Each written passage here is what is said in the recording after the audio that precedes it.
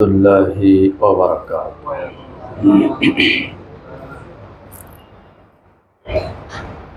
نحمده ونستعينه ونستغفره ونعوذ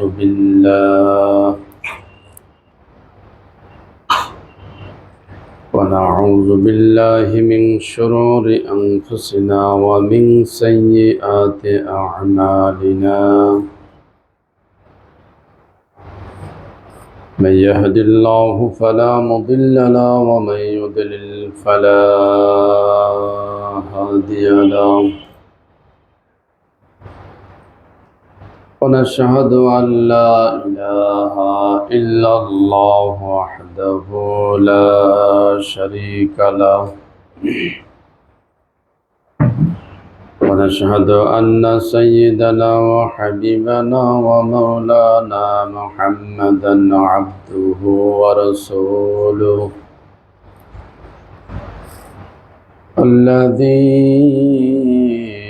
أرسله بالحق بشيرا ونذيرا وداعيا إلى الله بإذنه وسراجا منيرا. فقد قال الله تعالى في كلامه المجيد وفرقانه الحميد.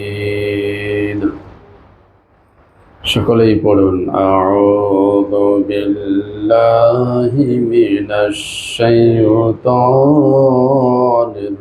রাজীম। বিসমিল্লাহির রহমানির রহিম।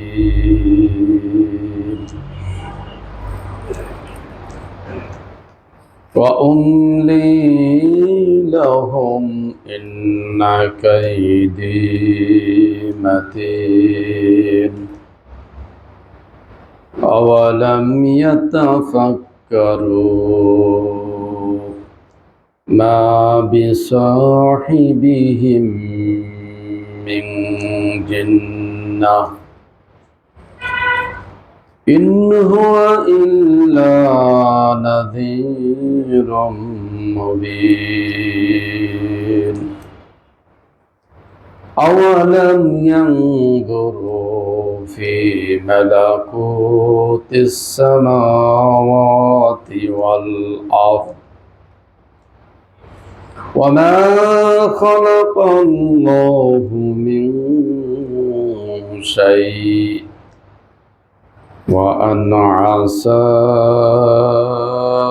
أن يكون قد اقترب أجلهم فبأي حديث بعده يؤمنون. من يضلل الله فلا هادي له ويذرهم في طغيانهم يعمهون. صدق الله ورسوله. الحمد لله رب العالمين وسلام على المرسلين وسلام على محمد صلى الله عليه وسلم. সম্মানিত মুসল্লিয়ানে কেরাম, পর্দার অন্তরালে সম্মানিত মায়েরা, বোনেরা ও মেয়েরা, সকলকেই জানাই অন্তরের অন্তরস্থল থেকে সালাম। আসসালামু আলাইকুম ওয়া রাহমাতুল্লাহি ওয়া বারাকাতুহু। প্রথমে মহান মালিকের দরবারে শুকরগুজার আদায় করছি, যার একান্ত মেহেরবানিতে প্রচণ্ড গরমের ভিতরে আল্লাহ পাক আমাদেরকে সুস্থ রেখেছেন, সময় মতো মসজিদে আসারও তৌফিক এনায়েত করেছেন। এজন্য সেই মহান আল্লাহ সুবহানাহু ওয়া তাআলার দরবারে শুকরগুজার আদায় করছি। সকলেই বলছি আলহামদুলিল্লাহ। লক্ষ কোটি দরুদ ও সালাম বর্ষিত হোক প্রিয় নবী, প্রিয় নেতা মুহাম্মদুর রাসূলুল্লাহ সাল্লাল্লাহু আলাইহি সাল্লামের প্রতি সকলেই বলছি সাল্লাল্লাহু আলাইহি ওয়াসাল্লাম। সম্মানিত উপস্থিতি, আল্লাহ পাকের দরবারে আরো একবার শুকরগুজার আদায় করে নিচ্ছি, যিনি আমাদেরকে এই প্রচন্ড বৈরী পরিবেশে, আবহাওয়া একেবারেই অনুকূলে নয়, আবহাওয়া প্রচন্ড গরম, আমাদের সহ্য সীমা এবং ধৈর্য সীমার বাইরেই বলা যায়। আল্লাহ পাক আমাদেরকে প্রচন্ড তাপদাহের ভিতরেও সুস্থ রেখেছেন, আমাদের রিজকের ব্যবস্থা করেছেন। আশা করি আমরা আল্লাহ বৃষ্টি দিবেন, তার রহমতের বারিধারা দিয়ে আমাদের সহ এই পৃথিবীবাসীকে আল্লাহ পাক ধন্য করবেন, এই আলো বাতাস সিক্ত করবেন, এই আশা আমরা রাখছি। আর তিনি আমাদেরকে যে সুস্থ রেখেছেন, এখনো ভালো রেখেছেন, এজন্য আমরা তার নিকট কৃতজ্ঞতা জ্ঞাপন করছি। আল্লাহ পাকের দরবারে আমরা আরো একবার শুকরগুজার আদায় করছি, সকলেই বলছি আলহামদুলিল্লাহ। সম্মানিত উপস্থিতি, আমরা সরাসরি আলোচনা শুনি, আমাদের বেশি উপকার হবে।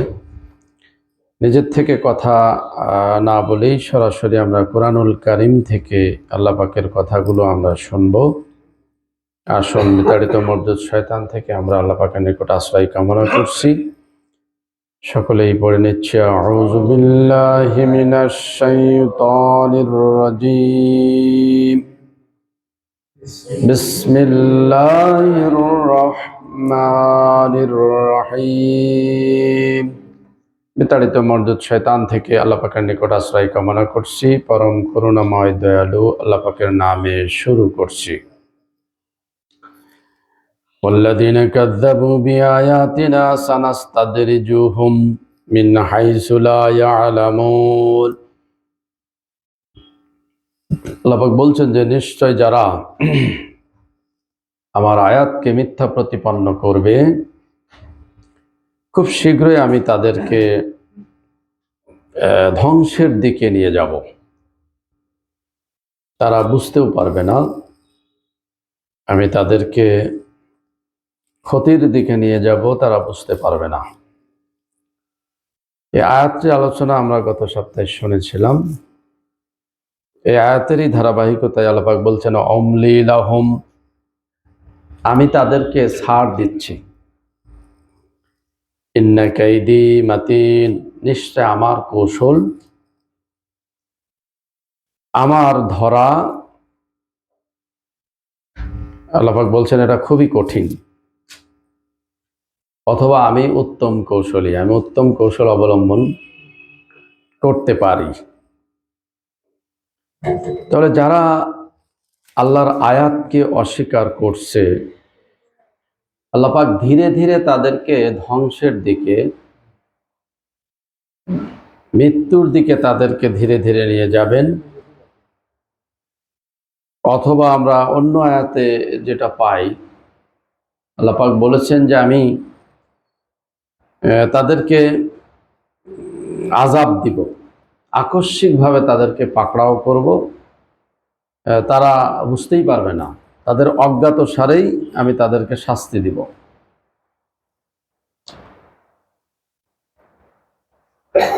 এখনো আল্লাহ পাক আমাদেরকে যে সুযোগ দিয়েছেন, এত অপরাধ করার পরেও, প্রাকৃতিক ভারসাম্য নষ্ট করার পরেও আল্লাহ পাক যে সুযোগ দিয়েছেন, এটি তার ওয়াদা।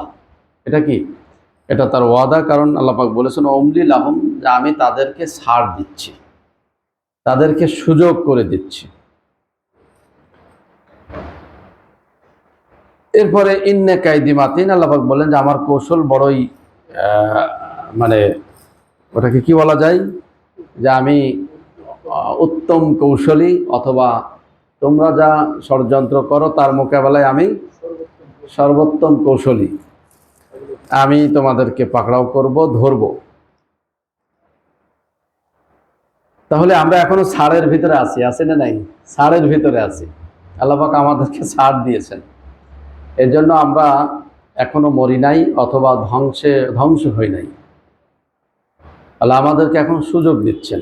শারীরিকভাবে আমরা সুস্থ আছি, মানসিকভাবে এখনো ভালো আছি, এরপরে আর্থিকভাবেও আল্লাহ আমাদেরকে ভালো রেখেছেন, পরিবেশগত দিক দিয়েও মোটামুটি আমরা এখনো ভালো আছি না নাই? এখনো ভালো আছি। তো এটা আল্লাহ পাকের ওয়াদা, আল্লাহ সুযোগ দিচ্ছেন। তার মানে এটি নয় যে সুযোগ দিচ্ছেন বলেই তিনি ছেড়ে দিবেন, এমনটি নয়। সময় হলে তিনি অবশ্যই ধরবেন। আল্লাহ পাক বলেছেন কোরআন কারিমের অনেক আয়াতে আল্লাহ পাক বলেছেন যে আমি তাদেরকে ধীরে ধীরে ধ্বংসের দিকে নিয়ে যাব, এরপরে আমি তাদেরকে মৃত্যুর দিকে নিয়ে যাব। মানুষ, তোমার মৃত্যু হোক, কেন তুমি তোমার রবকে অস্বীকার করতে পারো? কিভাবে তুমি তোমার রবকে অস্বীকার করো? অথবা আল্লাহ পাক বলেছেন যে মানুষ কুতিলাল ইনসানু মা আখফারা, মানুষ তোমার মৃত্যু হোক, তোমার ধ্বংস হোক, কিভাবে তুমি তোমার রবকে অস্বীকার করতে পারো? এভাবে কোরআনুল কারিমে আল্লাহ পাক বিভিন্ন জায়গাতে বিভিন্ন রকম ভঙ্গিতে আল্লাহ পাক বলেছেন যে আমি তাদেরকে ধরবো, পাকড়াও করব, ধ্বংস করব, মৃত্যু দিব, মানুষের মৃত্যু হোক, সে ক্ষতির ভিতর নিমজ্জিত হোক, এই সমস্ত কথা আছে। তো এইগুলো আল্লাহ পাকের ওয়াদা, আল্লাহ আমাদেরকে সুযোগ দিচ্ছেন, ছাড় দিচ্ছেন। এজন্য এই সুযোগকে উপেক্ষা করা ঠিক হবে না, আমাদেরকে ফিরে আসতে হবে। আমাদেরকে ফিরে আসতে হবে আল্লাহর দিকেই, এবং মাপ চাইতে হবে। আবার আমাদেরকে সৎ কাজের দিকে, কল্যাণের দিকে ফিরে আসতে হবে। এরপর আল্লাহ পাক যেটা বলছেন, আওয়ালাম ইয়াতাফাক্কারু, কেন তারা চিন্তা করে না, কেন তারা একটু ফিকির করে না? মা বিসাহিবিহিম মিন জিন্নাহ, বলতে তাদের সঙ্গী, তাদের সাথী তো পাগল নয়।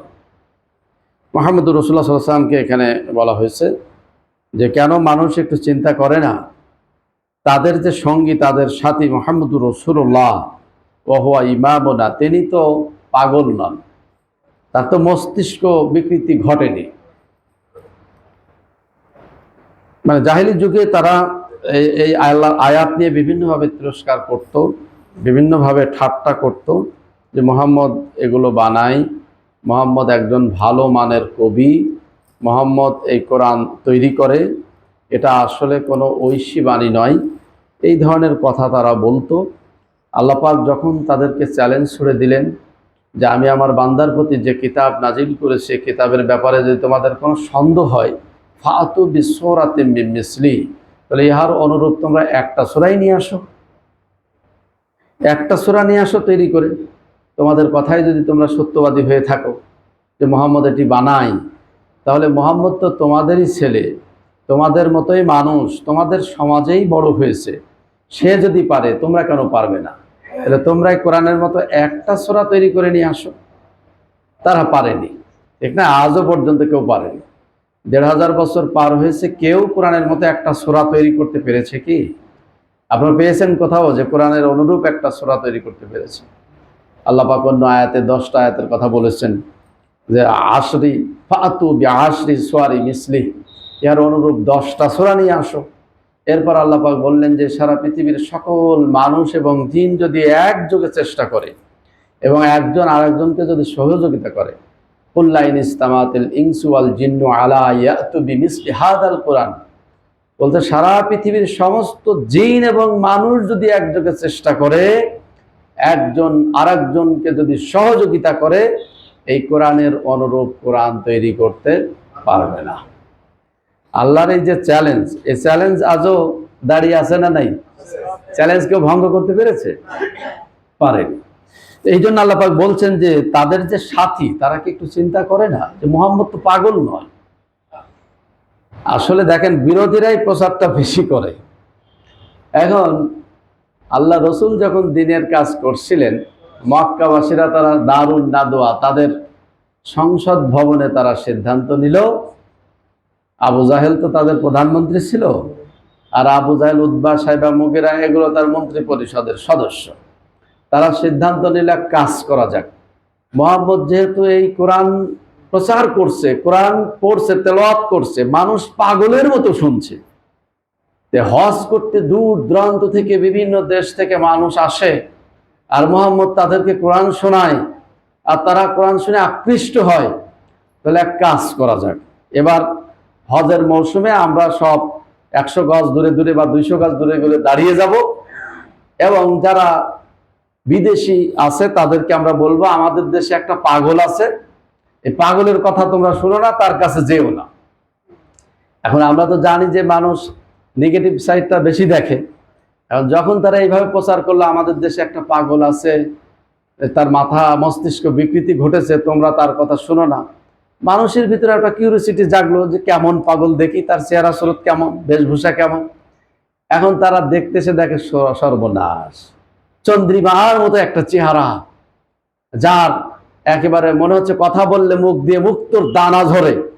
এই ধরনের একজন মানুষ যখন কোরআন তেলাওয়াত করে মানুষ পঙ্গপালের মতো ছুটে এসে শুনতে থাকে, তারা দেখলো সর্বনাশ, এটা তো পাগল নয়ই, এর মতো ভালো মানুষ, এর চেয়ে সুন্দর কথা উপস্থাপন করার মতো মানুষ তো আর নাই।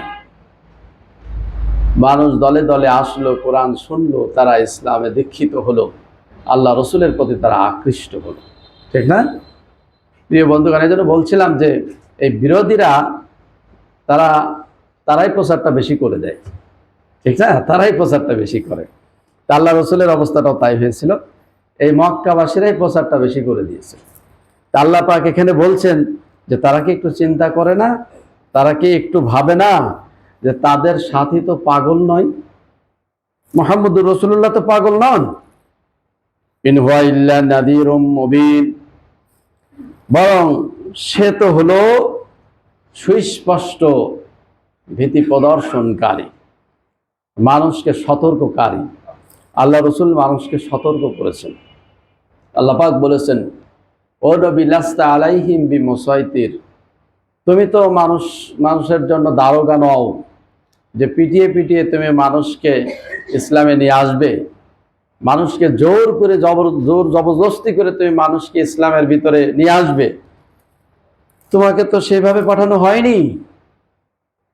ফাযাক্কির ইন্নামা আনতা মুযাক্কির, তুমি মানুষকে উপদেশ দাও, উপদেশ দেওয়া তোমার কাজ, উপদেশ দিতে থাকো, তুমি তো একজন উপদেশক, তুমি উপদেশ দাও, হয়তো এই উপদেশ তাদের কাজে লাগবে। ঠিক না, উপদেশ তাদের কাজে লাগবে। আল্লাহ পাক এখানে বলেন ইন হুয়া ইল্লা নাযীরুম মুবিন, সে তো একজন সুস্পষ্ট সতর্ককারী, তোমাদেরকে সতর্ক করে দিচ্ছেন। আওয়ালাম ইয়ানজুরু, এরপর আল্লাহ পাক বলছেন যে এই আয়াতের অনেক আলোচনা করা যায়, তো এটা মোটামুটি আপনারা বুঝে ফেলেছেন। আল্লাহ পাক কোরআনুল কারীমের অনেক আয়াতে, আরেক আয়াতে বলেছেন আমা সাহিবুকুম বিমাজনুন, তোমাদের সাথী পাগল। মুহাম্মদুর রাসূলুল্লাহ সাল্লাল্লাহু আলাইহি ওয়াসাল্লাম পাগল ছিলেন না। আল্লাহ পাক বিভিন্ন জায়গাতে প্রতিবাদ করেছেন, এই কাফেরদের প্রতিবাদ করেছেন, তারা যে বলে মুহাম্মদ পাগল, গরব ঠাকুর, এর প্রতিবাদ করেছেন। এমনকি ইতিহাসেও এসছে যে আবু জাহেল সে তো নিজেই বলেছে ওয়াল্লাহি ইন্নী লা আ'লামু আন্নাহু লা সাদিক, আল্লাহর কসম, আল্লাহর কসম। তারাও তো আল্লাহর কসম করত, ঠিক না? আবু জাহেলরা তো আল্লাহর কসম করত, তারা সলাত আদায় করত, সে কথা কোরআনে আছে না? এর আগে তো আমি একদিন বলেছিলাম, তারা সলাত আদায় করত, কুরবানি করত, হাজিদেরকে পানি পান করাতো, কাবা ঘর তোয়াফ করত, সবই করত। আবু জাহেল বলছে যে আল্লাহি ইন্নী লা আ'লামু আন্নাহু লা সাদিক, আল্লাহর কসম, অবশ্যই অবশ্যই মুহাম্মদ সত্যবাদী। আবু জাহেলই বলেছে যে মুহাম্মদ সত্যবাদী, এ ব্যাপারে আমার কোনো সন্দেহ নাই, কিন্তু আমি তাকে নবী হিসাবে স্বীকৃতি দিব না। সে বলেছে আমি নবী হিসাবে তাকে স্বীকৃতি দিতে পারছি না, কারণ নবী হিসাবে স্বীকৃতি দিলেই তো আমার নেতৃত্ব শেষ, কারণ মুহাম্মদকে নবী মানতে হবে। ঠিক না? ওলীদ বিন মুগীরা, আপনারা তো শুনেছেন যে ওলীদ বিন মুগীরা আরবের বড় একজন সাহিত্যিক ছিলেন, বড় কবি, বড় একজন সাহিত্যিক।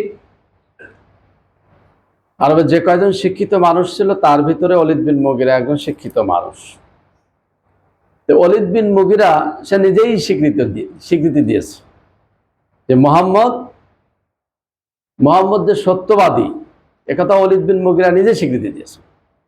আবু জাহেল যখন ক্ষিপ্তভাবে ওলীদ বিন মুগিরার কাছে গেল যে চাচা আপনাকে খেদমত করবো, আপনার বুড়া অবস্থায় আমরা আপনার খেদমত করবো, এই জন্য টাকা পয়সা সব রেডি করছি, আর আপনি শেষ পর্যন্ত মুহাম্মদকে স্বীকৃতি দিয়ে দিলেন। যখন ওলীদ বিন মুগিরা শো অবস্থায় ছিল, সে লাফ দিয়ে উঠে বলছে যে তোমাকে এই কথা কে বললো?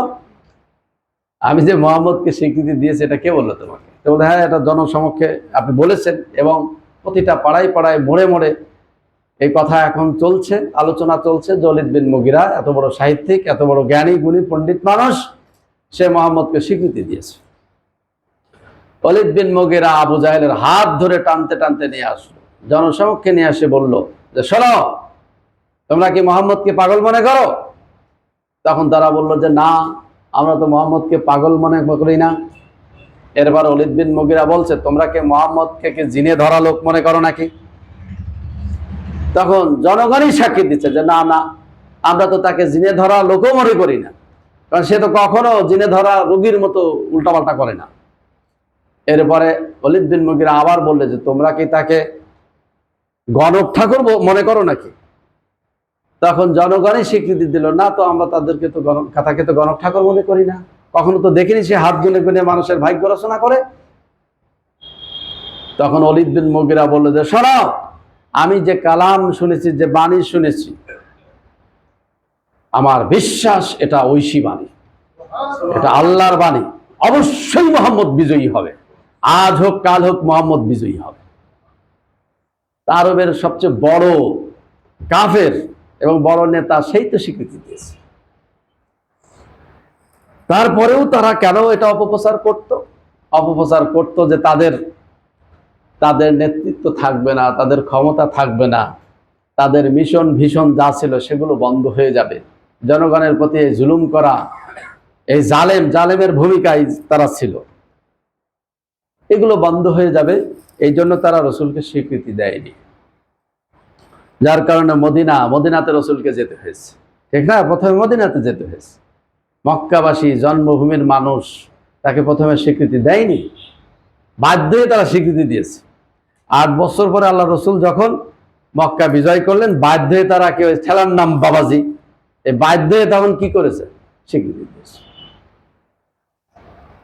প্রিয় বন্ধুগণ, এখানে আল্লাহ পাক সে কথাই বলেন ওমা সাহিবিহিম মিন জিন্নাহ, তোমাদের সাথী, তোমাদের সঙ্গী সে তো পাগল নয়। তোমরা কি ব্যাপারে একটু ভাবো না, একটু চিন্তা করো না? ইন হুয়া ইল্লা নাযীরুম মুবিন, সে তো সুস্পষ্ট সতর্ককারী, তোমাদের সতর্ককারী। দুনিয়ার জীবনে তোমরা যে ধ্বংসের ভিতরে আছো সে সতর্ক করে দিচ্ছেন, আর পরকালে তোমরা যে জাহান্নামী হয়ে যাচ্ছ সে সতর্ক তিনি করে দিচ্ছেন, এর থেকে বাঁচো। এরপর আল্লাহ পাক কি বললেন?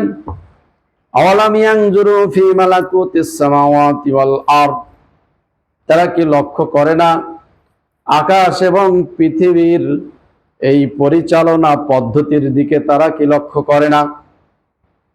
মা খালাকাল্লাহু মিন শাই, আর আল্লাহ যা কিছু সৃষ্টি করেছেন এ ব্যাপারে কি তারা লক্ষ্য করে না? আকাশ এবং জমিনের দিকে কি তারা তাকায় না? আকাশ জমিন যেভাবে চলছে, যেভাবে পরিচালিত হচ্ছে, আল্লাহ পরিচালনা করছেন, এগুলো কি তারা লক্ষ্য করে না? এবং এই আকাশ পৃথিবীর মাঝে যা কিছু আল্লাহ সৃষ্টি করেছেন এগুলোর দিকে কি তারা তাকায় না? তার মানে আল্লাহ পাক জ্ঞানী ব্যক্তিদের কি একটু নক করছেন নাকি? জ্ঞানী ব্যক্তিদের নক করছেন যে তারা কেন চিন্তা করে না আকাশ পৃথিবীর পরিচালনা, কিভাবে আল্লাহ পরিচালনা করছেন, কিভাবে চন্দ্র চলছে, সূর্য চলছে, কিভাবে রাত দিন হচ্ছে, আহ্নিক গতি, বার্ষিক গতি, ছায়াপথ, এই যে ব্ল্যাক হোল, এরপরে আর কি আছে, বায়ুমণ্ডলের স্তর রয়েছে, ওজোন স্তর রয়েছে, এগুলো নিয়ে তারা ভাবে না, একটু চিন্তা করে না? আজকে আমরা বড় বিপদে আছি না নাই? আমরা আজকে বড় সমস্যায় আছি। সারা পৃথিবীর হিট বেড়ে গেছে, পৃথিবী উত্তপ্ত হয়ে গেছে। কেন উত্তপ্ত হচ্ছে? তার অনেকগুলো কারণ আপনারা ইতিমধ্যে শুনেছেন, দেখেছেন, পেপার পত্রিকায় এসেছে। অনেকগুলো কারণ আছে, একটা দুটো কারণ নাই, সবগুলো কারণ মানুষ সৃষ্টি করেছে। সবগুলো কারণ কি? মানুষ সৃষ্টি করেছে। আল্লাহ তার মাখলুককে ধ্বংস করতে চান না। আল্লাহ সৃষ্টি করেছেন মাখলুককে ধ্বংস করার জন্য। আল্লাহ বন্যা দিয়ে ধ্বংস করবেন, হিট দিয়ে ধ্বংস করবেন, ভূমিকম্প দিয়ে ধ্বংস করবেন, এটা আল্লাহর নীতি নয়। তাহলে এই যে উত্তাপ, হিট বেড়ে গেছে, এর অনেকগুলো কারণ আছে। সে কারণগুলো সব মানুষ সৃষ্টি করেছে কারণগুলো। এখন এই যে ওজোন স্তরে ফাটল দেখা দিয়েছে, ওজোন স্তরে কি হয়েছে? আলাদা একটা ওজোন স্তর রেখেছেন, এই ওজোন স্তরে ফাটল দেখা দিয়েছে এবং সূর্যের অতি বেগুনি রশ্মি চলে আসছে পৃথিবীর দিকে, ধেয়ে আসছে, বিভিন্ন অসুখ রোগবালা দেখা দিয়েছে, আপনারা দেখছেন। আল্লাহ পৃথিবীকে দেখেন স্বাভাবিক রাখার জন্য, পৃথিবীর চতুর্দিকে বরফের স্তর দিয়ে রেখেছেন, ঠিক না? বরফের স্তর দিয়ে রেখেছেন। আবার দেখুন, পানিকে স্বাভাবিক রাখার জন্য প্রচন্ড হিট, সূর্যের তাপ পড়ে সমুদ্রে, যাতে বরফ হয়ে না যায়। সূর্যের হিটে পানিটা স্বাভাবিক থাকে। আল্লাহ পানিটাকে স্বাভাবিক রেখেছেন। লোনা পানি, লবণাক্ত পানি, এর মাঝে আবার কোথাও কোথাও মিষ্টি পানি দিয়ে রেখেছেন। এগুলো আল্লাহ পাকের একটা কলা কৌশল, আল্লাহর সৃষ্টি নৈপুণ্য। সৃষ্টি জগৎকে টিকিয়ে রাখার জন্য তিনি এই ব্যবস্থা করেছেন। আমরা সেই ব্যবস্থাপনা নষ্ট করেছি। এই প্রাকৃতিক যে ভারসাম্য আল্লাহ দিয়ে রেখেছেন, এই প্রাকৃতিক ভারসাম্য আমরা নষ্ট করেছি, ঠিক না? এই ভারসাম্যকে আমরা নষ্ট করেছি। পৃথিবীতে যে পরিমাণ গাছ থাকা দরকার, গাছ নাই, আমরা গাছ কেটেছি, সে তুলনায় গাছ রোপণ করি নাই। পাহাড় পর্বত, এটা আল্লাহ পৃথিবীর ভারসাম্য ঠিক রাখার জন্য পাহাড় পর্বত দিয়েছেন, সে পাহাড় পর্বত আমরা কেটেছি। মাটির পাহাড় কেটে আমরা বাড়ি করেছি, পাথরের পাহাড়গুলো কেটে আমরা রোড করেছি, শহর করেছি। প্রাকৃতিক ভারসাম্য আমরা নষ্ট করেছি। আবার কি করেছি? আমরা পৃথিবীতে বিভিন্ন বোমা মেরে, মিল, কলকারখানা, ইন্ডাস্ট্রি তৈরি করে তার থেকে যে কার্বন নিঃসৃত হচ্ছে, সে কার্বন দিয়ে পৃথিবী একবারে উত্তাপ সৃষ্টি করেছে। নানাবিধ কারণ আছে। প্রিয় বন্ধুগণ, এসব কারণে আজকে আমরা সমস্যা আছি। বুদ্ধিজীবীরা পরামর্শ দিচ্ছে সরকারকে যে এই যে অপরিকল্পিত নগরায়ন, এ নগর তৈরি করা, শহর তৈরি করা, রাস্তাঘাট তৈরি করা অপরিকল্পিত, যার কারণে এই হিটগুলো এই বায়ুমণ্ডলকে উত্তাপ করছে। আমরা যে বিল্ডিংগুলো এখন তৈরি করছি, কোডবিহীন বিল্ডিং, অথবা সেই বিল্ডিংগুলো কাঁচ দিয়ে মরিয়ে দিচ্ছে। এই যে কাজ কি হচ্ছে, এই হিটটাকে দ্বিগুণ তিনগুণ বাড়িয়ে এই বায়ুমণ্ডলটাকে উত্তাপ সৃষ্টি করছে। এইভাবে এই জন্য বুদ্ধিজীবীরা পরামর্শ দিবেন, যারা পরিবেশ বিজ্ঞানী আছেন, তারা বলছেন যে এগুলো পরিকল্পিতভাবে আবার করতে হবে, পরিকল্পিতভাবে করা লাগবে। তা বললাম না, যেগুলো তো সবই আমাদের সৃষ্ট, আমরা সৃষ্টি করেছি। প্রিয় বন্ধুগণ, এর জন্য আকাশ পৃথিবী আল্লাহ যে তৈরি করেছেন, এই যে পরিচালনা পদ্ধতি, যে পরিচালনা আল্লাহ করছেন, পরিচালিত হচ্ছে, এগুলো নিয়ে আল্লাহ পাক কি বলছেন? আওয়ালাম ইয়ানজুরু ফি মালাকুতিস সামাওয়াতি, আকাশ পৃথিবী নিয়ে কি তারা একটু, এই আকাশ পৃথিবীর পরিচালনা নিয়ে, সৃষ্টি নৈপুণ্য নিয়ে তারা কি একটু লক্ষ্য করে না? তারা এগুলোর দিকে কেন তাকায় না? ওয়ামা খালাকাল্লাহু মিন শাই, এবং যা কিছু আল্লাহ সৃষ্টি করেছেন এগুলো নিয়ে কেন তারা একটু লক্ষ্য করে না? ওয়া আনা সায়াকুনা অদিকতারাবা আজালুহু, অথবা আল্লাহ পাক বলছেন যে তাদের নির্ধারিত সময় কি খুব নিকটবর্তী হয়ে গেছে। এই কথার পরে তারা আর কোন কথাই ঈমান আনবে, কোন কথাই বিশ্বাস করবে? তার মানে কোরআনুল কারীমের এই যে বক্তব্য, এই কথা, এই বক্তব্যকে আল্লাহ পাক কি বলেছেন? হাদিস বলেছেন। বক্তব্যকে হাদিস বলেছেন। এজন্য বলছেন ফাবিআইয়ি হাদিসিন বা'দাহু ইউমিনুন, এই কথার পরে তারা আর কোন কথাই ঈমান আনবে। মানে আল্লাহ পাক যে বক্তব্য দিচ্ছেন, উপরে যে কথাগুলো বলছেন, যে এই কথাগুলো বাদ দিয়ে তারা আর কোন কথাই ঈমান আনবে? মাইয়ুদলিলুল্লাহু ফালা হাদিয়া লাহু, এরপর আল্লাহ পাক বলছেন যে আল্লাহ যাকে পথভ্রষ্ট করেন, গুমরা করেন, ফালা হাদিয়া লা, তার কোনো পথ প্রদর্শক নাই, তার কোনো পথ প্রদর্শক নাই। ওয়ায়াযারুহুম ফি তুগয়ানিহিম ইয়ামাহুন, আল্লাহ পাক বলছেন ওয়ায়াযারুহুম, তিনি তাদেরকে ছেড়ে দিয়েছেন, ফি তুগয়ানিহিম, তাদের বাড়াবাড়ির ভিতরে, সীমালঙ্ঘনের ভিতরে, ইয়ামাহুন, যে তারা অন্ধ হয়ে সেখানে তারা বিচরণ করছে। তাদের প্রবৃত্তির রশিকে আল্লাহ পাক কি করেছেন? ছেড়ে দিয়েছেন, ঢিল দিয়ে দিয়েছেন। ইয়ামাহুন, তারা অন্ধ হয়ে তার ভিতরে তারা বিচরণ করছে।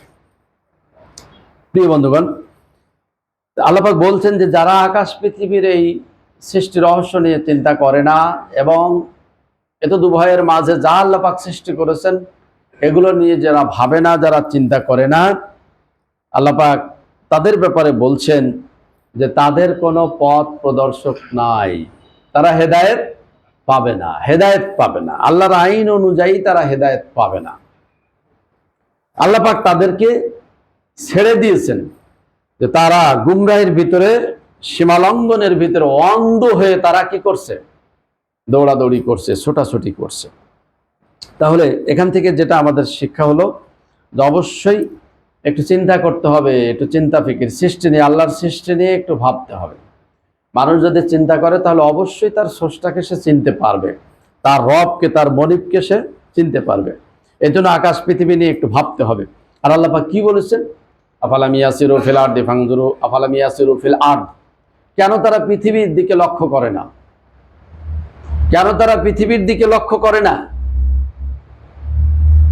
এরপর আল্লাহ পাক অন্য আয়াতে বলছেন সানুরিহিম আয়াতিনা ফিল আফাকি ওয়া ফি আনফুসিহিম হাত্তা ইয়াতাবায়্যানা লাহুম আন্নাহুল হক। আল্লাহ পাক বলছেন খুব শীঘ্রই আমি তাদেরকে নিদর্শন দেখাবো।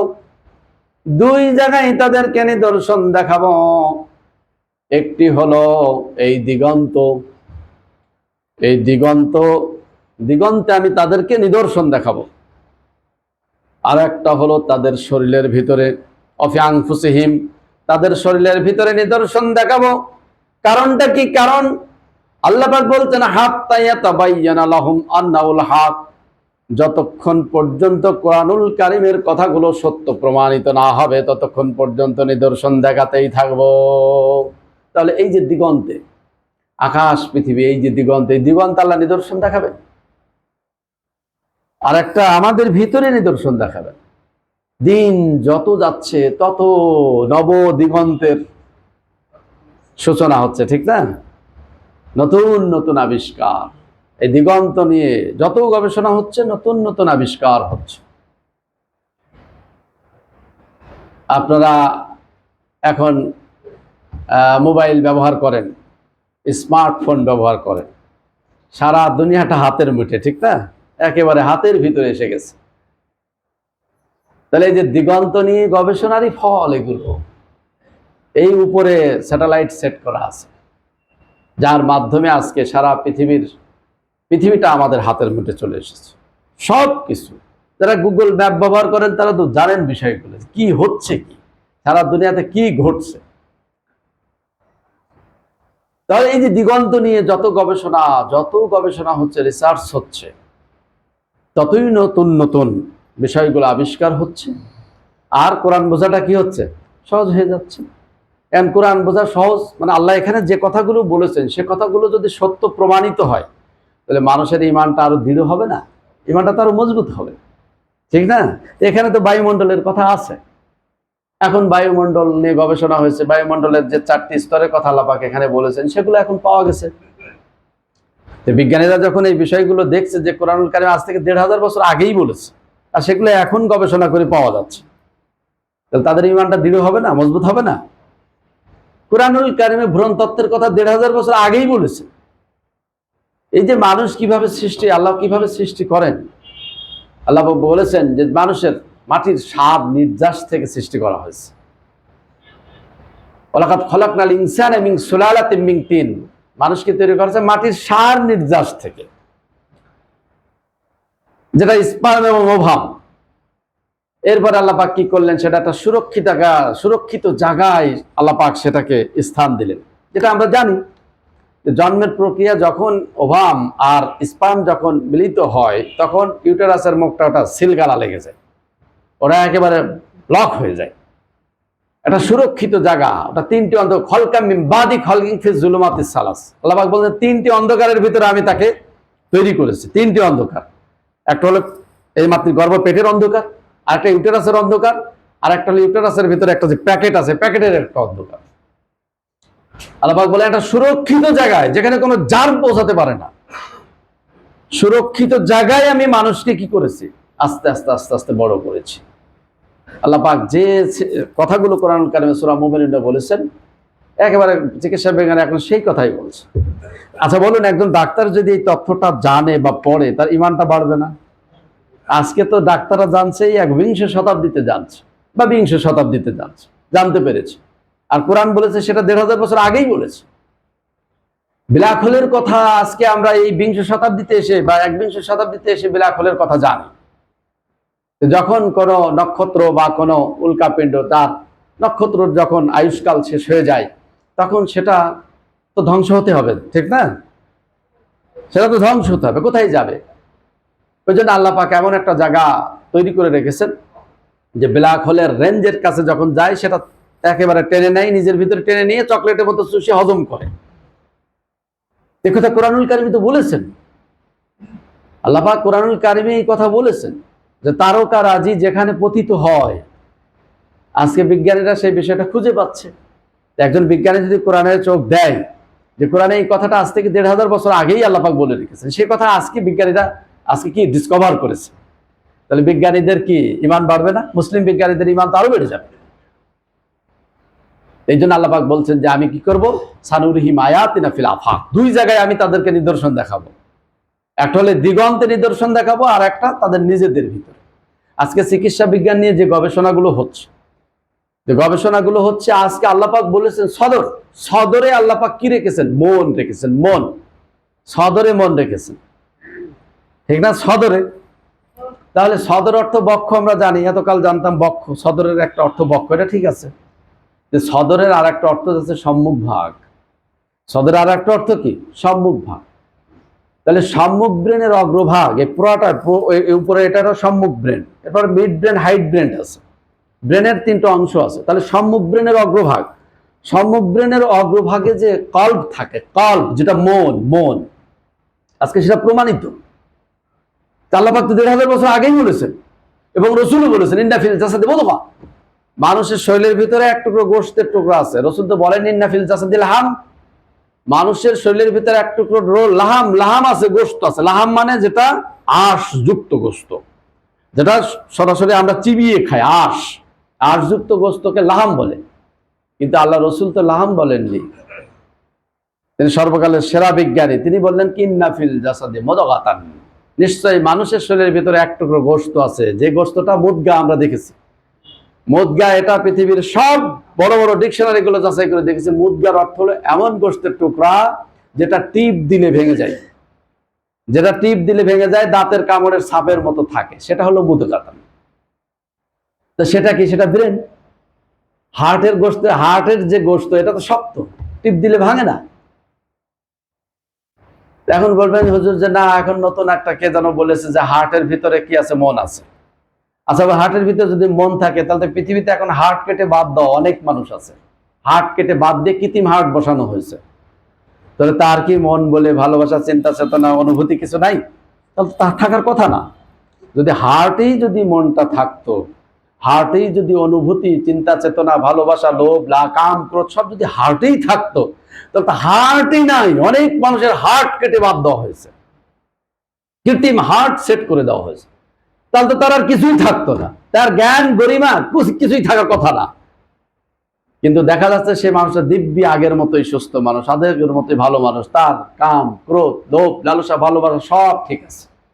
তাহলে বোঝা যাচ্ছে যে মনটা কোথায় থাকে? কল্পটা এখানে থাকে না, এখানেই থাকে। এটা প্রমাণিত, আজকে চিকিৎসা বিজ্ঞান সেটা প্রমাণ করেছে। ১৫০০ বছর আগে মুহাম্মদুর রাসূলুল্লাহ যা বলেছেন একেবারে চিকিৎসা বিজ্ঞানের সাথে হুবহু মিল আছে। যদি আল্লাহ রসুল বলতেন ইন্না ফিল জাসাদি লাহামুন, শরীরের ভিতরে এক টুকরা গোশত, শক্ত গোশত, তাহলে আমরা হার্টকে ধরে নিতাম। কিন্তু আল্লাহ রসুল বলেছেন ইন্না ফিল জাসাদি মুদগাতান, মানুষের শরীরের ভিতরে এক টুকরো নরম গোশত যেটা টিপ দিলে ভেঙে যায়, ইজা সলুহাত সলুহাল জাসাদু কুল্লুহু, ওই গোশের টুকরাটা যদি ভালো থাকে গোটা মানুষটা ভালো। ওইজা ফাসাদাত ফাসাদাল জাসাদু কুল্লুহু, আর ওই গোশের টুকরাটা যদি খারাপ হয়ে যায় তাহলে গোটা বডিটা ফাসাদে পরিণত হবে। আমরা জানি স্ট্রোক করলে কি হয়। স্ট্রোক করে যদি ব্রেনটা ভালো রকম যদি বড় ধরনের স্ট্রোক করে তাহলে আর সেন্স থাকে না, অজ্ঞান অবস্থায় মাসের পর মাস বিছানায় পড়ে থাকে, ফাসাদে পরিণত হয়। ঠিক কিনা বলুন? না খাওয়াই দিলে খেতে পারে না, না বসালে বসতে পারে না, না উঠালে উঠতে পারে না, তাহলে এটা ফাসাদে পরিণত হয়। আর যদি অর্ধেক পাগল হয়, ব্রেন যদি অর্ধেক হ্যামারেজ হয়, তাহলে পাগল হবে সমাজের জন্য, সেটা বোঝা, তাহলে নিজের জন্য বোঝা, সমাজের জন্য বোঝা। তাহলে রসুলের কথা ঠিক আছে না নাই? তাহলে আমি যেটা বলতে চাচ্ছি প্রিয় বন্ধুগণ, দুই জায়গায় আল্লাহ পাক কি দেখাবেন? নিদর্শন দেখাবেন। একটা হলো দিগন্ত, আর একটা আমাদের শরীরের ভিতরে। এই জন্য যত গবেষণা হবে দুই জায়গা নিয়ে, তত কোরআন বোঝা কি সহজ হয়ে যাবে, সহজ হয়ে যাবে। তা আল্লাহ পাক এখানে সেই কথা বললেন। কেন তারা আকাশ পৃথিবীর এই সৃষ্টি রহস্য নিয়ে এবং এই পরিচালনা পদ্ধতি কেন তারা তাকায় না, কেন এগুলো দেখে না? মা খলাকাল্লাহু মিন শাই, এবং আল্লাহ যা সৃষ্টি করেছে সেগুলো নিয়ে কেন তারা চিন্তা করে না, তার দিকে কেন তাকায় না? এরপরে আল্লাহ পাক বললেন যে তাদের মৃত্যুর সময়, তাদের নির্ধারিত সময় কি খুব নিকটে এসে গেছে। ফাবিআইয়ি হাদিসিন বা'দাহু ইউমিনুন। এরপর আল্লাহ পাক বললেন যে এই কথার পরে তারা আর কোন কথায় ঈমান আনবে। এই যে আল্লাহ পাক বক্তব্য দিলেন, এই কথা ছাড়া আর কোন কথায় তারা ঈমান আনবে? মাইয়ুদলিলিল্লাহু ফালা হাদিয়া লা। এরপর আল্লাহ পাক বললেন যে আল্লাহ যাকে গোমরাহ করেন তার আর কোনো পথ প্রদর্শক নাই, তার জন্য আর কোনো পথ প্রদর্শক থাকে না। ওয়ায়াযারুহুম ফি তুগয়ানিহিম ইয়ামাহুন। আর আল্লাহ পাক বলছেন যে তাদেরকে তিনি ছেড়ে দেন তাদের অবাধ্যতার ভিতরে, ছেড়ে দেন তারা অবাধ্য হয়ে, তারা অন্ধ হয়ে, তারা এই অবাধ্যতার ভিতরে তারা অবাধ্য হয়ে তারা ঘুরতে থাকে, পাগলের মতো ঘুরতে থাকে। এখন এখানে একটা বিষয় একটু পরিষ্কার করে দেই, যেহেতু আমাদের মসজিদে প্রতি সপ্তাহে কিছু নতুন নতুন মুসল্লি দেখা যায়।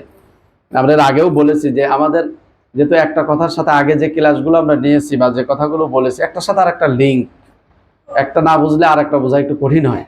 ওই জন্য আমিও সে কথাগুলো এখন একটু কম বলছি। তবে আল্লাহ যদি গোমরাহ করেন তাহলে তার আর কোনো পথ প্রদর্শক নাই। আল্লাহ কি চান কারোর গোমরাহ করতে চান? বলেন, আল্লাহ কারোর গোমরাহ করতে চান? কারণ আল্লাহ কি কারোর কপালে লিখে দিয়েছেন ও বেচারা দুনিয়াতে গোমরাহই হবে? এখন আল্লাহ যদি লিখে দেন তাহলে তার আমাদের আর কোনো উপায় নাই। যার কপালে লেখা আছে সে তো গোমরাহ হবেই। ঠেকাতে পারবে কেউ? পৃথিবীর কোন আলেম ওলামা পীর মাশায়েখ দোয়া করে বা চেষ্টা করে বা দাওয়াত দিয়ে তাকে কি হেদায়েত দিতে পারবে? কখনোই সম্ভব না। তাহলে এটা হয় না যে আল্লাহ কাউকে গোমরাহ করতে চান না। যেহেতু কোরআন কারীম অনেক আয়াতে বলে দেওয়া আছে, আল্লাযিনা জাহাদু ফিনা লানাহদিয়ান্নাহুম সুবুলানা, বলছে যারা চেষ্টা করবে, রাস্তা পাওয়ার জন্য যারা চেষ্টা করবে আল্লাহ তাদের রাস্তা দেখাবেন। তাহলে এখানে বলা যাচ্ছে যে মানুষের তার চেষ্টা, তার কর্মপ্রচেষ্টার মূল্য আছে না নাই? অবশ্যই তার কর্মপ্রচেষ্টার মূল্য আছে। ওই জন্য তো বলেছেন যে মানুষ যদি চেষ্টা করে অবশ্যই সে সঠিক পথ পাবে। এরপর আল্লাহ পাক বলছেন লাইসা লিল ইনসানি ইল্লা মা সাআ, মানুষ যা চেষ্টা করে তাই পায়। তাহলে মানুষ চেষ্টা না করলে তো কিছু পাবে না, পাবে? তাহলে বোঝা যাচ্ছে অবশ্যই মানুষের এখানে চেষ্টা এবং প্রচেষ্টার মূল্য আছে। তাহলে এই যে আল্লাহ পাক বললেন যে আল্লাহ যদি কাউকে গোমরাহ করেন তার আর কোনো পথ প্রদর্শক নাই, এর অর্থ হলো যে আল্লাহ গোমরাহ হওয়ার একটা নীতিমালা তিনি তৈরি করে রেখেছেন, বা একটা প্রোগ্রাম তিনি তৈরি করে রেখেছেন যে এই রাস্তায় হাঁটলে, এই রাস্তায় চললে সে গোমরাহ হয়ে যাবে। একটা মানুষ যদি রাত দিন যদি সে আল্লাহ বিরোধী, কোরআন বিরোধী গবেষণায় যদি নিমগ্ন থাকে এবং যারা আল্লাহর বিরুদ্ধচারণ করে, আল্লাহ বা কোরআনের বিরুদ্ধচারণ করে, রসুলের বিরুদ্ধচারণ করে, তাদের সাথেই যদি উঠা বসা করে, তাদের সাথেই যদি সে খায়, উঠা বসা করে, চলাফেরা করে, তাহলে এই মানুষটা কি তাদের দেখা দেখি বা তাদের কথা শুনে একসময় কি তাদের দিকে প্রভাবিত হবে না? হবে না প্রভাবিত? এজন্য শিক্ষা এবং পরিবেশের কারণে মানুষ তো চেঞ্জ হয়। আমরা তো তাই দেখছি, শিক্ষা এবং পরিবেশের কারণে মানুষ কি হয়? আস্তে আস্তে চেঞ্জ হয়ে যায়। তাহলে আল্লাহ পাক এক ধরনের আইন, তিনি হেদায়েতের জন্য এক ধরনের আইন তৈরি করেছেন যে এই রাস্তায় যদি তোমরা হাঁটো তাহলে হেদায়েত পাবে, আর এই রাস্তায় যদি তোমরা হাঁটো তাহলে কি হবে, ধীরে ধীরে তোমরা গোমরা হয়ে যাবে। এখন ওই যে একটা দৃষ্টান্ত আছে, এক লোকের বাড়ির পাশে, তিনি হাজি মানুষ অথবা একজন আল্লাহওয়ালা মানুষ, তার বাড়ির পাশে একটা মাইকের দোকান আছে, মাইকের দোকান। এখন সে জোরে জোরে মাইক গান বাজায়। এখন ওই বাচ্চারা প্রতিদিন প্রতিবাদ করে, এই আমার বাড়ির পাশে গান বাজাও, এটা আমি হাজি মানুষ আল্লাহওয়ালা মানুষ, আর তুমি এইভাবে গান বাজাও। আর এইভাবে প্রতিবাদ করে, 2-4 দিন প্রতিবাদ করেছে। প্রতিবাদ করতে করতে একসময় শুনতে শুনতে শুনতে শুনতে কি ভালো লেগে গেছে। এখন সে শোনে, ভালোই তো লাগে। হঠাৎ করে একদিন ওই বেচারা অসুস্থ হয়েছে, দোকান বন্ধ, 2-4 দিন আর দোকান খোলে না। এমন সময় সে এসে জিজ্ঞাসা করছে, কি ব্যাপার, আর দোকান আর খোলে না, গান বাজনা তো শোনা যাচ্ছে না। মানে একটা দৃষ্টান্ত দিয়ে বোঝাতে চাচ্ছে যে একটা মানুষ যদি একটা জিনিস বেশি বেশি শুনতে থাকে বা করতে থাকে, তাহলে সেটার প্রতি কি হয়, আকৃষ্ট হয় স্বাভাবিকভাবে। আপনি যদি গান শুনতে থাকেন, একসময় গানই আপনার ভালো লাগবে, ঠিক না? ভালো লাগবে। একসময় ছবি দেখলে দেখতে দেখতে ওইটাই আপনি আকৃষ্ট হয়ে পড়বেন, ওটাই ভালো লাগবে। মোবাইলের প্রতি এখন মানুষের আসক্ত আছে না নাই? ঠিক না? সন্তানের দিকেও খেয়াল থাকছে না, সন্তানের দিকেও খেয়াল থাকছে না। এই জন্য বিভিন্ন টিকটকাররা বিভিন্ন টিকটক বের করেছে আর কি। তো যাই হোক, সেদিকে আমি যাচ্ছি না। তবে মোবাইলের প্রতি যে মানুষ আসক্ত, এটা তো সত্য। তাহলে মোবাইল দেখতে দেখতে এমন আসক্ত হয়েছে যে এখন মোবাইল না দেখলে তার ঘুম আসে না, মোবাইল না দেখলে তার ভালো লাগে না। তদ্রূপ মানুষ আকৃষ্ট হয় যে কোনো নেগেটিভ জিনিসের প্রতি, মানুষের কি আকর্ষণ বেশি। এটা তো আপনার শিক্ষিত মানুষ জানেন তো, নেগেটিভ জিনিসের প্রতি আকর্ষণ বেশি মানুষের। প্রতিটা নেগেটিভ কাজের প্রতি মানুষের আকর্ষণ বেশি। বর্তমান বিজ্ঞানীরা ওই কথাই বলছে যে নেগেটিভটা মানুষ আগে শোনে, আগে দেখে, এরপরে পজিটিভটা নিয়ে চিন্তা করে। তাহলে আমাদের সমাজে যেই কাজগুলো আছে দেখেন, এই জন্য ইসলামে কোনো অন্যায় কাজ করা তো দূরের কথা, অন্যায় কাজের সমর্থনও করেনি। কোন অন্যায় কাজের সমর্থন কোরআন করেছে বলেন? সমর্থন করেনি, উৎসাহিত তো করেইনি, সমর্থনও করেনি। এখন আমরা যে অপপ্রচার করি, এগুলো অপপ্রচার। সারাদিন অপরাধ করলেও আল্লাহর কাছে মাফ চাইলে আল্লাহ মাফ করে দিবে, তাহলে এটা অন্যায় কাজের জন্য, অন্যায় কাজের প্রতি কি মানুষকে কি উৎসাহিত করা হচ্ছে?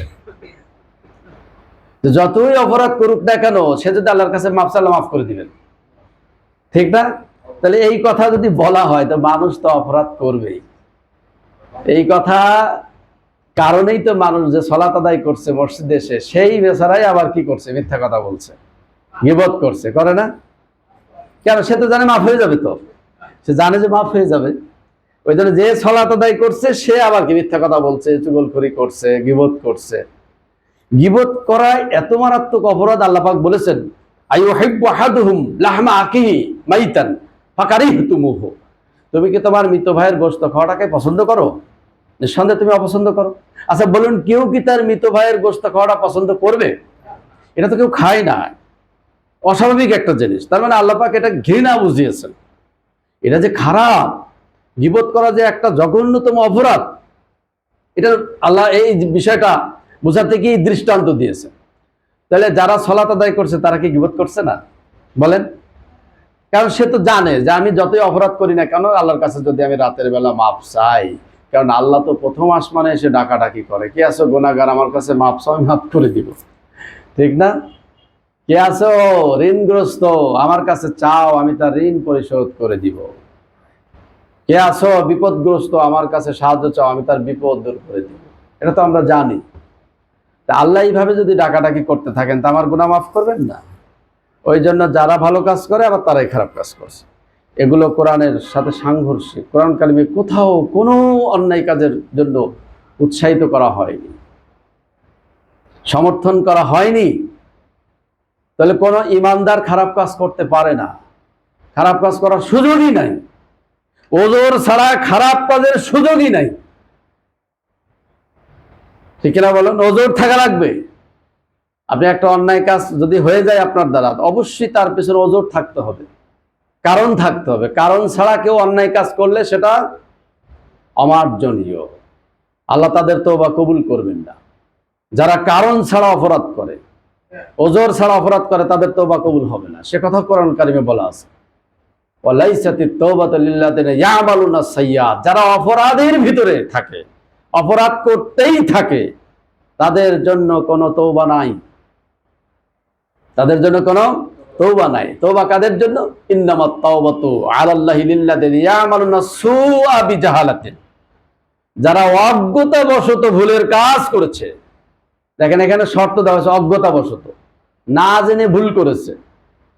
সুম্মা ইয়াতুবুনা মিন করিবিন, এবং করার সাথে সাথেই, অপরাধ করার সাথে সাথেই সে কি করেছে? তওবা করেছে। ফায়াতুবুল্লাহি আলাইহিম, আল্লাহ তাদের তওবা কবুল করবেন। তাহলে অজ্ঞতাবশত এবং অপরাধ হয়ে গেলে সাথে সাথেই বছরের পর বছর অপেক্ষা করে তারপরে মাফ চাবে, হবে না, এটা হবে না। কিন্তু মিথ্যা আশ্বাস দেওয়া হচ্ছে মানুষদেরকে, মিথ্যা সান্ত্বনার বাণী শোনানো হচ্ছে, যতই অপরাধ করুক না কেন মানুষ, আল্লাহ মাফ করে দিবে। এগুলো কোরআনুল কারিমের সাথে সাংঘর্ষিক কথাগুলো, এই কথাগুলো ঠিক নয়। প্রিয় বন্ধুগণের জন্য অপরাধ করার কোনো সুযোগ নাই। যেটা বলছিলাম যে মানুষ যদি অপরাধের ভিতরে নিমজ্জিত থাকে, তাহলে সে একদিন দেখতে দেখতে বা অপরাধ করতে করতে কি হয়ে যাবে? আকৃষ্ট হয়ে যাবে।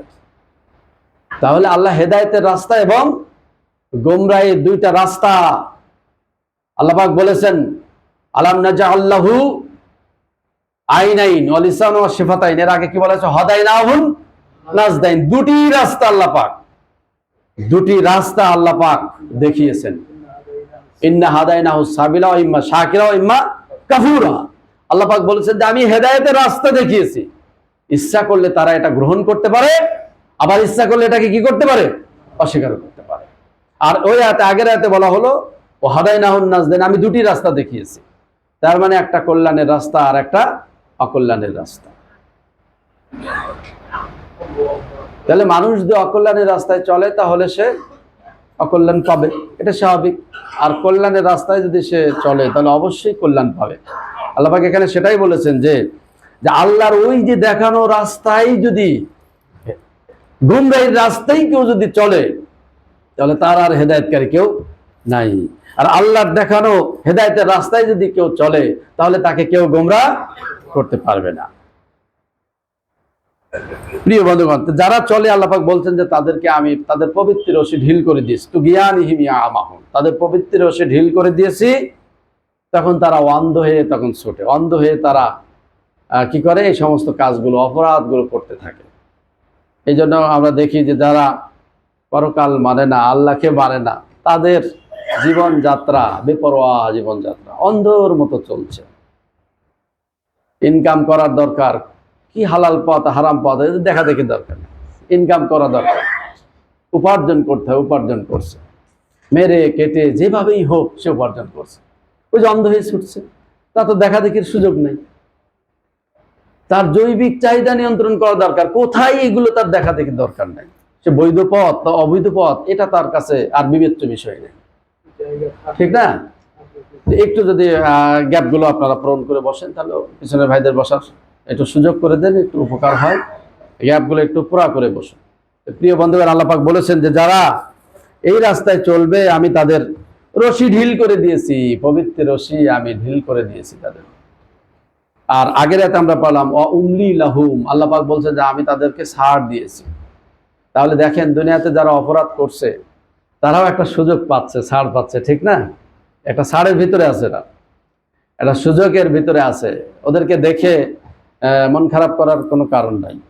যে যারা ইসলাম মানে না, যারা কোরআন মানে না, তারাই তো ভালো আছে, তারাই তো সুখে শান্তিতে আছে, তারাই তো দুনিয়ার শান শৌকত সবকিছু ভোগ করছে। এই দেখে মন খারাপ করার কোনো কারণ নাই। আল্লাহ পাক বলছেন আমি ছাড় দিচ্ছি, আমি ছাড় দিয়েছি, ছাড় দিয়ে যাচ্ছি। সময় আসলে অবশ্যই তাদেরকে কি করব? ধরব, ঠিক না? আল্লাহ ধরবেন। ইন্না কি জানো এতে কি, তোমার আল্লাহর ধরা জবর কঠিন। ইন্না বাদশা রব্বিকা লাশাদীদ, আল্লাহ পাক বলছেন ইন্না বাদশা রব্বিকা, নিশ্চয় তোমার রবের পাকড়াও বড়ই কঠিন। আল্লাহ যখন পাকড়াও করবেন, পালানোর আর সুযোগ নাই। এই যে কয়েকদিন আগে আপনারা দেখলেন, এর আগে দেখেছেন সুনামি, জাপান সহ আমাদের দেশে যে উপকূলীয় অঞ্চলগুলোতে এর আগে অনেক আগে হয়ে গেল না, পালানোর সুযোগ ছিল, পালানোর সুযোগ কেউ পায়নি। সম্প্রতি আপনারা দেখলেন আবুধাবিতে, যে আবুধাবি তো হ্যাঁ, যে ঘটনাটা ঘটেছে, পালানোর সুযোগ পায়নি মানুষ। এই জন্য আল্লাহ পাক বলছেন যে আমি যখন ধরি, আমার ধরা, আমার পাকড়াও এত কঠিন, তারা সুযোগটাও পাবে না। সানাস্তাদরিজুহুম মিন হাইসু লা ইয়ালামুন। আল্লাহ পাক বলছে যে আমি ধীরে ধীরে তাদেরকে ওইদিকে নিচ্ছি, ধ্বংসের দিকে। যারা আল্লাহকে মানে না, কোরআন মানে না, এক কথায় যারা নীতি নৈতিকতা আদর্শ মানে না, বাস্তবতা যারা মানে না, মানে এক কথায় ইসলাম তো হলো বাস্তববাদী একটা জীবন ব্যবস্থা, ঠিক না বলুন? এটা জড়বাদী জীবন ব্যবস্থা ইসলাম না। ইসলামকে তো আমরা উপস্থাপন করতে পারি নাই। ওই জন্য মানুষ মনে করে যে ইসলাম মানে এটা তো সেকেলে, এটা হলো সেকেলে পুরাতন। এই ইসলাম মানলে আমাদের জীবনযাত্রা সব পিছিয়ে যাব, আমরা আমাদের অগ্রগতি উন্নতি সব স্থবির থেমে যাবে। মানে আমরা এমন ভাবে ইসলামটাকে উপস্থাপন করেছে যে ইসলাম মানে আজ থেকে ১,৫০০ বছর আগের যুগের, এটা সেই যুগের জন্য প্রযোজ্য, এখন চলবে না। যার কারণে মানুষের একটা ভুল ধারণা, ভুল কনসেপ্ট এসেছে ইসলামের ব্যাপারে। এই জন্য ইসলাম যে আধুনিক, ইসলাম যে যুগোপযোগী, এটা তো আমাদেরকে সেভাবে উপস্থাপন করতে হবে, ঠিক না? কারণ আমরা নবী রাসূলদের জীবনী থেকে পাই যে প্রত্যেকটা নবী রাসূলকে সমকালীন জ্ঞান দিয়ে আল্লাহ পাক পাঠিয়েছিলেন, সমকালীন যোগ্যতা দিয়ে। সেই সমাজে যে অবস্থা চলছিল সেই ধরনের মুজিজা এবং যোগ্যতা দিয়ে আল্লাহ পাক পাঠিয়েছিলেন। আপনি বিচার করে দেখুন বা তালাশ করুন, প্রত্যেকটা নবীকে সেই ধরনের। মুসা আলাইহিস সালাম যে যুগে এসেছিলেন সেই যুগটা ছিল জাদুবিদ্যার যুগ। মানুষ জাদুবিদ্যায় খুব পারদর্শী ছিল। তারা জাদু দিয়ে, লাঠি ঠোঁটা আছে না কোরআনুল কারিমে, লাঠি ছোটা দিয়ে সাপ এবং অনেক কিছু তৈরি করলো। যখন ছেড়ে দিল, মুসা আলাইহিস সালাম ঘাবড়িয়ে গেলেন, সর্বনাশ, ধেয়ে আসছে। আল্লাহ পাক বলেন, ও মুসা, হাতের লাঠি ফেলো। লাঠি ফেলে দিলেন, এত বড় অজগর হা করলেন, সব পেটের ভিতরে চলে গেছে। তাদের জাদু সব শেষ। কেন আল্লাহ এই ধরনের মুজিজা দিলেন? কারণ তার মিশনকে সফল করার জন্য, সমকালীন শক্তিকে দুর্বল করার জন্য আল্লাহ পাক এই ধরনের মুজিজা তাকে দিয়েছিলেন। দাউদ আলাইহিস সালাম যখন আসলেন, তখন মানুষ সঙ্গীত চর্চায়, এই শিল্পীতে খুব তারা অ্যাডভান্স ছিল। তাদের কণ্ঠের সুর খুব ভালো, খুব গান গাইতে তারা পারত। তারা খুব ভালো মানের গায়ক ছিল, গায়িকা ছিল। আল্লাহ পাক এমন সুর দিলেন, সুরালি কণ্ঠে জবুর যখন তিনি তেলাওয়াত করতেন, তখন মানুষ স্তব্ধ হয়ে যেত। আকাশের উড়ন্ত পাখিরা থেমে যেত। সে কথাও এটা একটা মুজিজা ছিল, সে কথা আছে না নাই? পাহাড় এবং সব তার জিকিরের সাথে তালে তালে জিকির করত, এ কথাগুলো আছে। সমুদ্রের কিনারে যখন তিনি পড়তেন, সমুদ্রের মাছগুলো ভেসে আসতো, সে কথা সব কোরআন কারিমে আছে না নাই? তাহলে এই ধরনের মুজিজা আল্লাহ পাক তাকে দিয়েছিলেন, তার দাওয়াতি মিশনকে এবং তার এই মিশন ভিশনকে সাকসেসফুল করার জন্য আল্লাহ পাক এটা করেছিলেন। ঈসা আলাইহিস সালাম যখন আসলেন, সেই সময়টা ছিল মানুষ মোটামুটি চিকিৎসা বিদ্যায় অনেক অ্যাডভান্স ছিল। যার কারণে আল্লাহ পাক এমন মুজিজা দিলেন যে মানুষ চিকিৎসা করে রোগ সারে, ঈসা আলাইহিস সালামের তার লাগেই না। তিনি কি করেন? কুষ্ঠরোগীর গায়ে হাত মলে দেন, কুষ্ঠরোগী ভালো হয়ে যায়। জন্মান্ধ, তার চোখে হাত দিয়ে দেন, জন্মান্ধ ভালো হয়ে যায়। আছে না কোরআন কারিমে এগুলো আছে না? ধবল রোগী, এই যে সাদা ধবধবে, তাদের গায়ে হাত দিয়ে দেন, ভালো হয়ে যায়। মরা মানুষের গায়ে লাঠি থেকে বলে কুম বিসমিল্লাহ, আল্লাহর ইচ্ছায় ওঠো, মরা মানুষ জীবিত হয়ে যায়। এটা আল্লাহ পাক দিলেন যে সমকালীন মুজিজা এবং জ্ঞান দিলেন, যাতে তার দাওয়াতি মিশন, তার মিশন ভিশন যাতে তিনি বাস্তবায়ন করতে পারেন, সফল হতে পারেন। এর জন্য মুহাম্মদুর রাসূলুল্লাহ সাল্লাল্লাহু আলাইহি সাল্লাম যে যুগে আসলেন, সেই যুগটা তো সাহিত্যের যুগ ছিল, এটা তো জানি। পৃথিবী বিখ্যাত সাহিত্য সাবা মুআল্লাকা, এখনো সেটাকে অতিক্রম করতে পারে নাই। ইমরুল কায়েসের যে সাবু মুআল্লাকা ইউনিভার্সিটিতে পড়ানো হয়, আমরা পড়েছি সেগুলো। প্রিয় বন্ধুগণ, 7 বছর কাবার দেওয়ালে এটা ঝুলন্ত গীতিকা বলা হয়, ঝুলিয়ে রাখা হতো প্রতি বছর। যেই কবিতাটা শীর্ষ স্থান লাভ করতো, সেটাকে ঝুলিয়ে রাখা হতো। 1 বছর ওটাকে রাখা হতো, মানুষ ওই অনুকরণে আবার আরো ভালো মানের কবিতা লেখার চেষ্টা করত। এভাবে 7 বছর 7টা কবিতা লিখেছিল। আমরা তো যেটা আরব ইতিহাসে পাই, আপনারা যে আরবের আলিফ লাইলা তো দেখেন না, আলিফ লাইলা দেখেন না? আলিফ লাইলা এটা আরব উপন্যাস, এগুলো সব আরবিতে লেখা আরব উপন্যাস। সেটা এখন ইন্ডিয়া ডাইভার্ট করে দেখাচ্ছে আর কি, হ্যাঁ, উল্টাপাল্টা করে। তো এই যে যেটা আরবি সাহিত্য এত উন্নত, এত অ্যাডভান্স ছিল যে মানুষ তখন, একজন অশিক্ষিত মানুষ সেও কবিতা চর্চা করত, এটা তাদের ট্রেডিশন ছিল। একজন অশিক্ষিত মানুষ হাল চাষ করছে, লাঙ্গল চাষ করছে, সে কবিতা আবৃত্তি করত। কবিতা লিখতে হলে তার কিছু নিয়ম আছে না নাই? যারা বাংলা সাহিত্যিক আছে আপনারা জানেন, যারা ইংরেজি সাহিত্যিক আছে, কবিতা লিখতে হলে তার কিছু নিয়ম আছে। কবিতা মনে যা চাইলো তাই লিখে দিলাম আর হয়ে গেল এমনটি না, ওরা কিছু নিয়ম কারণ আছে। তো এই যে কবিতা, তারা বলছে যে একটা অশিক্ষিত মানুষ সেও হাজার হাজার লাইনের কবিতা মুখস্থ রাখতে পারত। সাহিত্যের এত উন্নতি হয়েছিল। আল্লাহ পাক মুহাম্মদুর রাসূলুল্লাহ সাল্লাল্লাহু আলাইহি ওয়াসাল্লামকে এমন সাহিত্য দিলেন, কোরআনুল কারীম, পৃথিবীর শ্রেষ্ঠ সাহিত্য। তারা কোরআন শুনে মুগ্ধ হয়ে গেল, বিমুগ্ধ হলো, হতবাক হলো। দিনের বেলা যারা বিরোধিতা করত, রাতের বেলা তারা চুরি করে পালিয়ে পালিয়ে লুকিয়ে লুকিয়ে তারা কোরআন শুনতো। এগুলো কি সব গাল গল্প? এগুলো সব আছে না নাই? তাহলে এই যে কোরআনের সাহিত্য, এখনো কোরআন তেলাওয়াত করলে মানুষ তো বিমোহিত, বোঝে না, তাও বিমোহিত হয়ে যায়, বোঝে না কি বলা হচ্ছে। কিন্তু কোরআন, এই যে এখানে হয়েছিল না গত বছর কোরআন তেলাওয়াত, আমাদের এমপি মহোদয় ছিলেন, এই কোরআন তেলাওয়াত হলো, মানুষ পাগলের মতো শুনেছে, শোনে নাই? এখনো খোঁজ করছে এবছর কেন হলো না। তো প্রিয় বন্ধুগণ, যেটা বলছি যে এই যে আপনার কারি বাসেদের কথা জানেন, যে সেই সময় রাশিয়ার প্রেসিডেন্ট গর্বাচেভ সম্ভবত ওই সময় প্রেসিডেন্ট ছিলেন, উনি দাওয়াত দিয়েছিলেন এই কারি বাসেদকে। সেই সময় তিনি তেলাওয়াত করেছিলেন, যে বিশ্ববিখ্যাত কারি বাসেদের তেলাওয়াত এখনো সেগুলো ক্লাউডে আছে এবং সেগুলো সব ইউটিউবে পাওয়া যাবে, আছে না নাই? মানুষ এই যে কিরাত শুনে, এখনো কোরআন শুনে পাগল, বিমুগ্ধ হয়ে যাচ্ছে। তাহলে এই যে কোরআন যে বিশ্ব সাহিত্য, শ্রেষ্ঠ সাহিত্য, রসুলের ভীষণকে সফল করার জন্য আল্লাহ পাক এই ধরনের সাহিত্য দিলেন। রসুলের ভাষা এত সুন্দর ছিল, আমরা জানি যে আরবের ভিতরে সবচেয়ে বিশুদ্ধ ভাষা, সুন্দর ভাষা, মার্জিত ভাষা ছিল মুহাম্মদুর রাসূলুল্লাহ সাল্লাল্লাহু আলাইহি ওয়াসাল্লাম। সাকিব গোত্রের ছোটবেলায় তিনি শিক্ষা নিয়েছিলেন। প্রিয় বন্ধুগণ, সাদ গোত্রের, যেটা হালিমা তো সাদিয়ার গোত্রে। প্রিয় বন্ধুগণ, তাহলে রসুলের ভাষা এত সুন্দর ছিল যে যখন বিদেশি পর্যটকরা আসতেন, বিদেশি মেহমানরা যখন আসতেন, রসুলকে দাঁড় করে দেওয়া হতো, কারণ রসুল তাদের সাথে কথোপকথন করতেন, উপস্থাপন করতেন। তার উপস্থাপন ভঙ্গি এবং তার বাচন ভঙ্গি এত সুন্দর, মানুষ শুনে বিমোহিত হতো, মানুষ শুনে আকৃষ্ট হয়ে যেত। মুহাম্মদুর রাসূলুল্লাহ সাল্লাল্লাহু আলাইহি ওয়াসাল্লামকে আল্লাহ পাক এই ধরনের সাহিত্য দিলেন, এই ধরনের ভাষা কেন দিলেন? যে মানুষ সেই সময় খুব অহংকার করত। তারা অনারবদেরকে আজমি বলতো। আজমি আপনারা দেখেন, ডিকশনারি দেখেন, আজমি মানে বোবা, কথা বলতে পারে না।